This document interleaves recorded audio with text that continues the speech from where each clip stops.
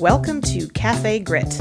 My name is Beth Campbell, and I am the author of Where the Hell is My Bacon?, a book about a corporate team that triumphed over shitty leadership with the help of fried pork. I open Cafe Grit as a place where you can join me in figuring out how to channel your grit and find your voice in the world, whatever that means for you. This is the place to go when you've got the hankering for purpose, the taste for fulfillment, and you're tired of living the rat race. Thanks for stopping in.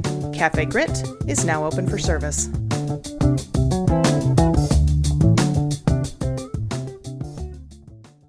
Hey everybody, welcome to Cafe Grit.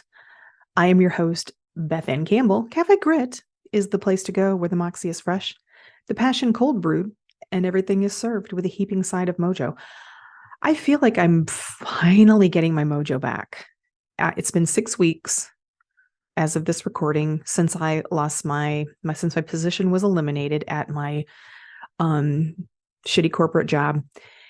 And I've really done a lot of soul searching, and I'm going to talk about some things where I'm headed and maybe things to help you, those of you who are stuck. I still don't know where it's going to end up. I don't know where I'm going to be, if I'm going to end up going back to a traditional corporate job or not. My guess is no, I really don't want to. A job, maybe yes. Some sort of work and income, of course. But going back to that high pressure, same thing I was doing before, the same thing I've done for 23 years, I don't know.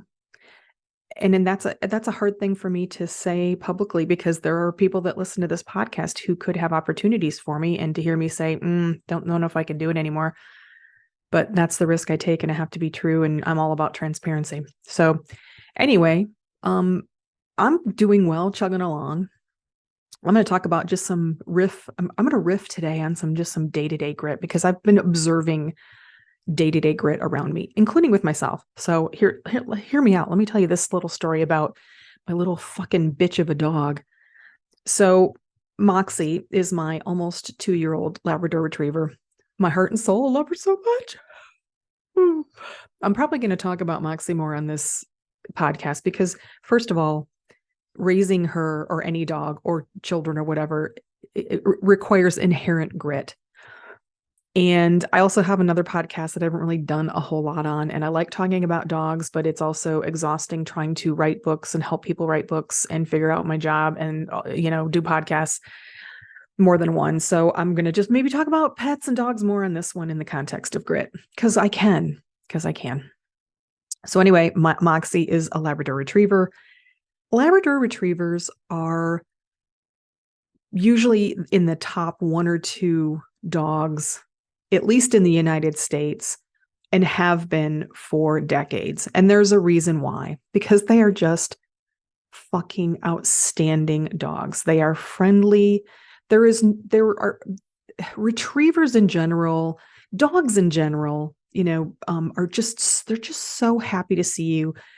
And labs, generally coming from a reputable breeder, don't have the kinds of inherent personality quirks that may make them not good to be a family dog, just because that's not what they're bred for. Labs, even though they're working dogs or sporting dogs, but they're just amazing. And this is the second lab that I've had as an adult, raised by myself. My family had labs in the past when I was a kid, and she's just really awesome. She's smart, and she's just got so much personality, and she's really easily trainable, because labs love food, and food is one of the best ways to train. So my husband and I have worked very hard on training her on many different things. I mean, really almost too good, because my husband will tell you, when he comes home from work, she sits on the steps. She doesn't run and jump on him. Sometimes she just won't even move until he gets from his car down the little walk to the front of the house where we usually wait for him. And I know that kills him, but it is actually really good, because it helps with her reaction to other people who are not somebody she sees every day. So anyway, all of this to say that she is really a really wonderful dog. She's very smart. She's pretty well trained. We've worked really hard on that, and she's a great walker. My husband takes her out on hikes a lot. But like with any dog, and those of you and kids, and those of you who are dog and kid parents know, you can never just say they're trained and that's it. There's always going to be training is constant, and there are going to be periods throughout the life of your dog where you have to kind of shore it up a little bit because you get a little lax, right? Especially with just a friendly family dog that really isn't involved in, it's not a working dog or a dog that maybe you get involved in sports and stuff. And that's Moxie. So, I throw that back to myself. Part of grit is responsibility. Part of grit is patience. And I had to take some responsibility and exercise some patience recently with Moxie. So Moxie is a retriever, and she definitely retrieves. She at least once a week, she will try to bring home a small tree, a log, a big branch. I've got countless videos of her walking home with her little butt waggle. She's so cute. I just can't help but take a picture of her, take a video of her. And but sometimes she puts things in her mouth that are small and hidden, and she is like a fucking you need to watch a video in slow motion to see her pick up some of the shit that she picks up, especially now in the fall. So it is October.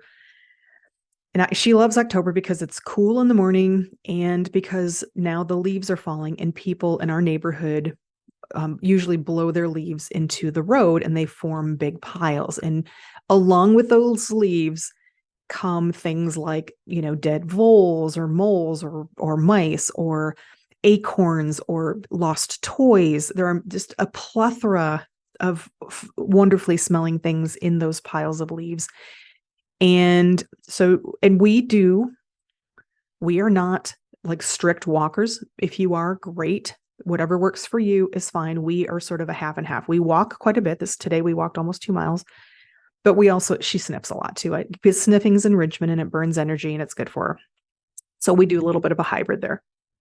So the other day we were walking and she's pulled this shit on me before. So the one thing that I will tell you about my dog is this is one of the reasons why I think walking is such an important thing, because you really do get to know your dog and her habits and her behaviors. And, you form that bond. And from walking her really almost since day one, in earnest on the road, since she was probably 6 months old, I've learned a lot about her. And one of the things that I learned is when we haven't been walking for a while and Moxie suddenly wants to very adamantly pull towards home, I know that means that she's probably got something in her mouth. And like I said, she's fast. Last year, there was a couple of unripe apples. I pulled the first one out of her mouth when I recognized that she was pulling towards home very, very hard. I knew she had something, and she wasn't panting, right? Even though she doesn't pant a lot in the cold weather, that's part of the difficulty of recognizing this situation. But she'll at least open her mouth a little bit when she's sniffing, and she wasn't. So I pulled this apple out and kept going, and then she was still pulling, and then I realized she had two. So she has this habit of getting two, like, okay, like that's how smart she is. Like, I think she knows mom can get one, and then she'll just think that that's it. But really, I've got another one in my cheek. So this is what happened the other day. And she had pulled, I felt her pulling. So I stopped and I'm not going to say that this is one of the things we have to train on is the drop it command, because she does not immediately open her mouth. Now I was wearing gloves, and sometimes I just give her I'll pry it open, and eventually she will. If she's got a dead animal, we're going home with it. She's not going to open her mouth. There's no way. So I pried it open. I see that there's an acorn. I pull the acorn out. We go on our merry way. And then I realize she's still pulling. She still wants to go very much quickly home. She's not sniffing anything. She's not looking at anything. She just I want to get home because I've got the precious in my mouth and I want to play with it or bury it or whatever. So I stopped her in a corner.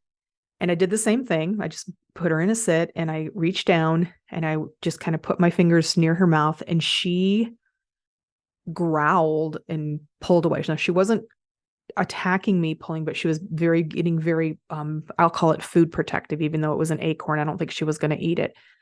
She was getting very, very protective, aggressive, which she's never done. None of my dogs have ever been like protective, aggressive like that. And it was just a very small moment. And it was just like, she kind of yanked her head but growled. And I was like, oh, have you lost your ever loving mind? What that? So I could feel I was stunned. I was just stunned that because she had never expressed that before. So, okay. You know what? I get it.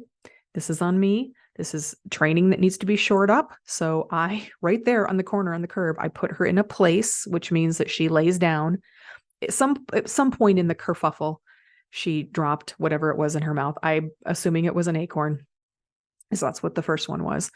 So I put her in a place position, and I had to let her sit there for probably about 3 minutes on leash, but just kept her in the place. She tried to get up a couple times because we don't do the place often. So I had to keep her down because I needed to take a few breaths and get my patience back, because I was going to pull her into the street in front of a truck. Not really, just kidding. Please don't report me. I would never do that.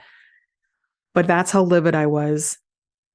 And I knew that in this moment, because with a dog, there is but a moment. There is but a moment. So putting her in the place position, and I'm sure the tone of my voice was pretty clear, but and just having her sit there, she knew that something was up. She knew I messed up. But I had to keep her there for about 3 minutes. I had to take some deep breaths.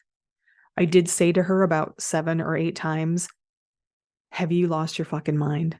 And I know she doesn't understand what I'm saying, but I couldn't help but say it because I was just so shocked. Okay, that's okay. You know what? Patience. I have grit. I understand that I am part of the problem. And so part of the problem is we have not really we're very lax about her having things in her mouth, because she is a retriever. She wants something in her mouth at all times. You know, when she comes to greet you, she has to have something in her mouth. When she's just walking around, so we're trying to work on that. And now we will be working on the drop it command a lot, because we want that to be second nature. I don't want to have to worry about it or think about it. And, but here's the thing. I was proud of myself that I remained as calm as I could be, even though I did ask her 7 or 8 times, have you lost your fucking mind? And I wish that she would understand me, but she doesn't. But you know what? I knew that I was part of the problem, number one. So ownership, that's also part of grit, and patience. So I had to keep calm, because me getting upset, my energy towards her was not going to improve things. She was not going to behave better the more frustrated and angry I would get. And, that follow-up, that knowing that, okay, I have to regroup. Our training wasn't perfect. It never is, and it never will be. So now we've got to double down on some of the training that maybe we've become complacent about. So the message is for those of you who are raising dogs or kids and you're experiencing these moments, remember your grit. Remember your grit, that you have the patience, you can take the ownership, and you can double down, and you can regroup, and you can fail. It is okay. Clearly, we had some level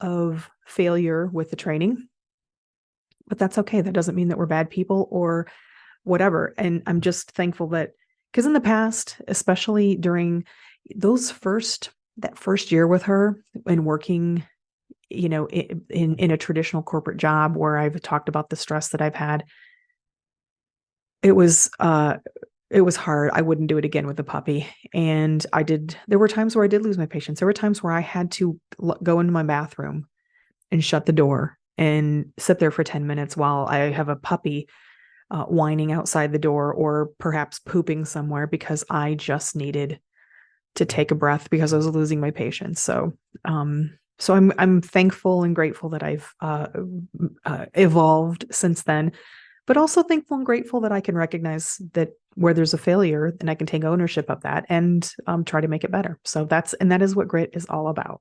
So another day-to-day grit that I'm going to riff about is my neighbor. I'll just call her Caroline because that's her name.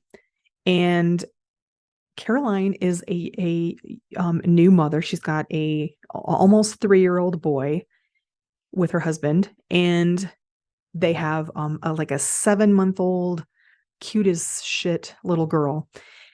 And Caroline is a stay-at-home mom, and I have such an admiration for badass moms with grit, because I don't know personally because I never had kids, but of course I took care of my younger siblings and I was a nanny for 6 years. So I kind of do know.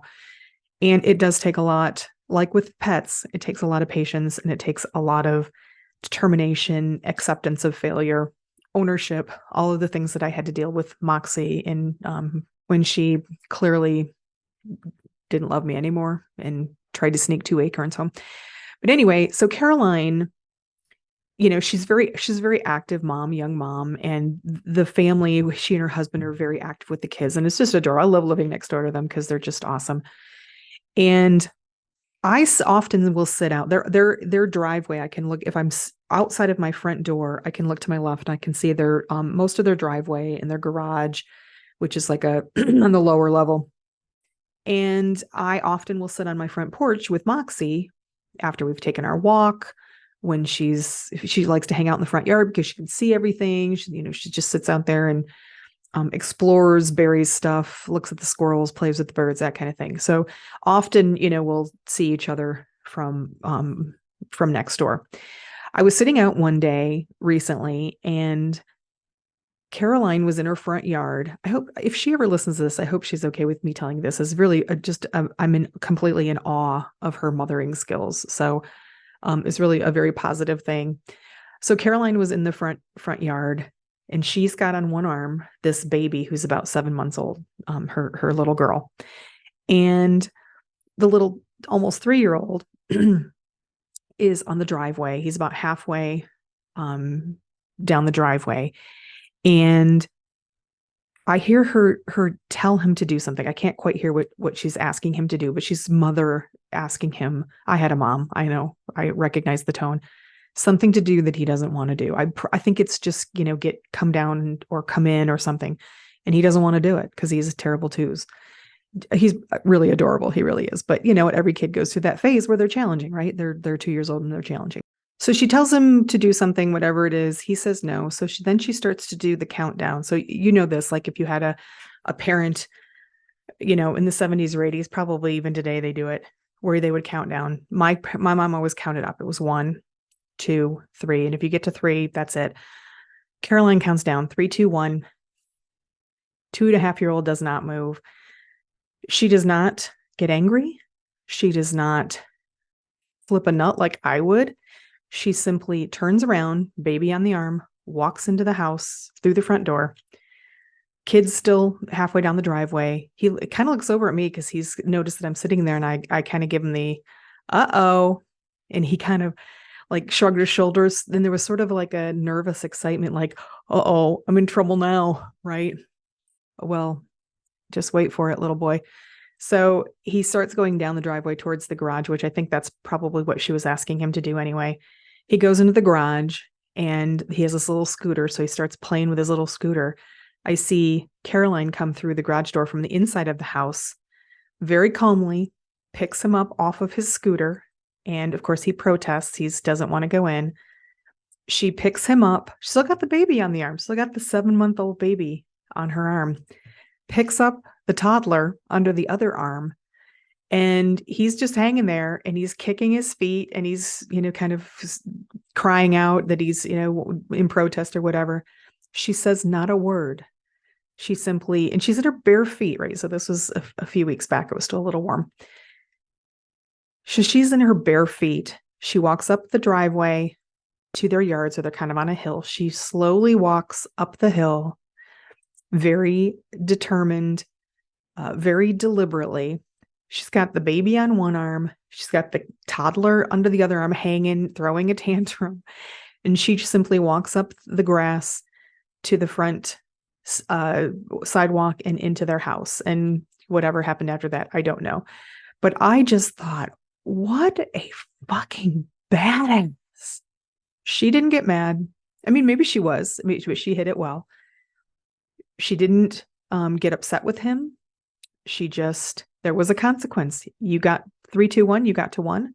There's a consequence now. And the consequence is you're going in, whether you like it or not. And she made it happen very deliberately, very calmly. And I was in awe.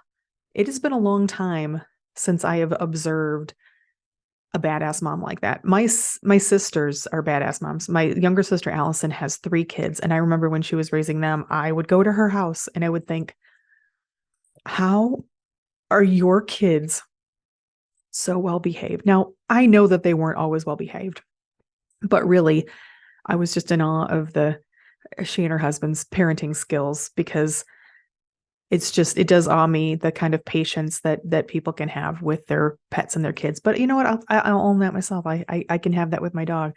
I've come a long way from a year ago when I was like, literally like, should I just give her back? No, I'm just kidding. I would never give her back. Never even thought that for a second, maybe for just one.